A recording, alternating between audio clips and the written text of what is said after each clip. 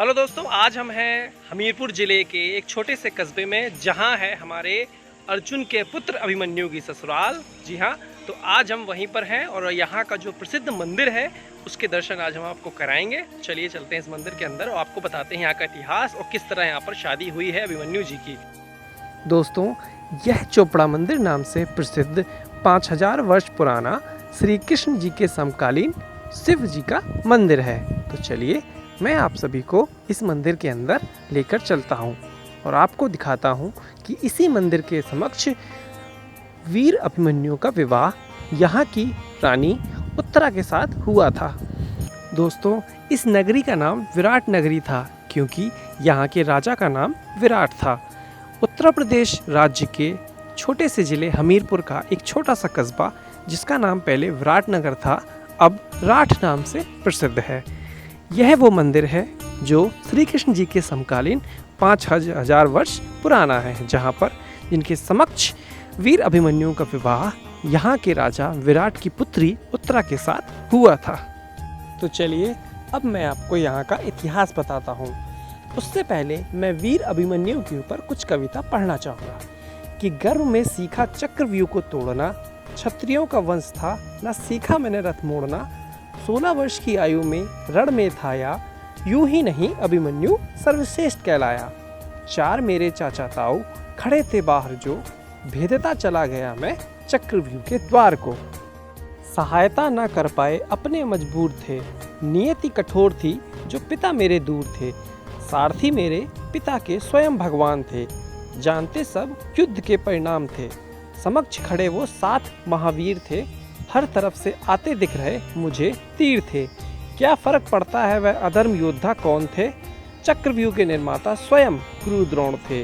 पीठ क्यों दिखाता बात स्वाभिमान की थी, रण में क्यों न जाता जब बात पिता के नाम की थी।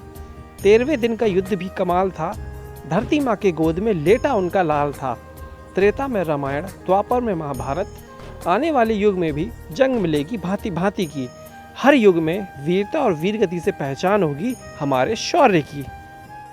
तो दोस्तों, अब मैं आपको बताता हूँ कि अभिमन्यु का विवाह यहाँ किस प्रकार हुआ। जब पांडव अज्ञातवास कर रहे थे उस समय अर्जुन वृहणलला नाम ग्रहण करके रह रहे थे। वृहणलला ने उत्तरा जो कि यहाँ के राजा की पुत्री थी, को नृत्य संगीत आदि की शिक्षा दी थी।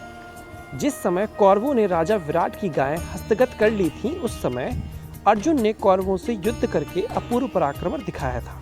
अर्जुन की इस वीरता से प्रभावित होकर राजा विराट ने अपनी कन्या उत्तरा का विवाह अर्जुन से करने का प्रस्ताव रखा था, किंतु अर्जुन ने यह कहकर कि उत्तरा उनकी शिष्या होने के कारण उनकी पुत्री के समान थी, उस संबंध को अस्वीकार कर दिया था। कालांतर में उत्तरा का विवाह अभिमन्यु के साथ संपन्न हुआ।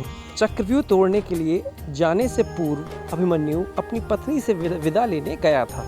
उस समय उसने अभिमन्यु से प्रार्थना की थी कि हे उत्तरा के धन, रहो तुम उत्तरा के पास ही। परीक्षित का जन्म इन्हीं की कोख से अभिमन्यु की मृत्यु के बाद हुआ था। उत्तरा के भाई का नाम उत्तर था। महाभारत के युद्ध के अंत में अश्वत्थामा ने ब्रह्मास्त्र का प्रयोग कर उत्तरा के गर्भ को नष्ट कर दिया था, जिसे बाद में भगवान कृष्ण द्वारा पुनर्जीवित किया गया था।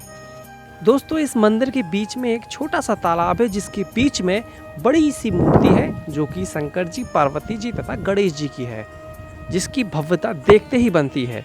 और ठीक इसके पीछे एक नए मंदिर का निर्माण अभी किया गया है।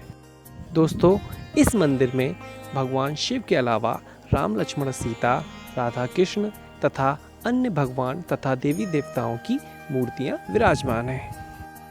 दोस्तों, हमीरपुर से राठ की दूरी लगभग 80 किलोमीटर है। यदि आप लोग हमीरपुर ज़िले में आएँ तो इस कस्बे में ज़रूर आएँ तथा इस मंदिर के दर्शन करने अवश्य आएँ।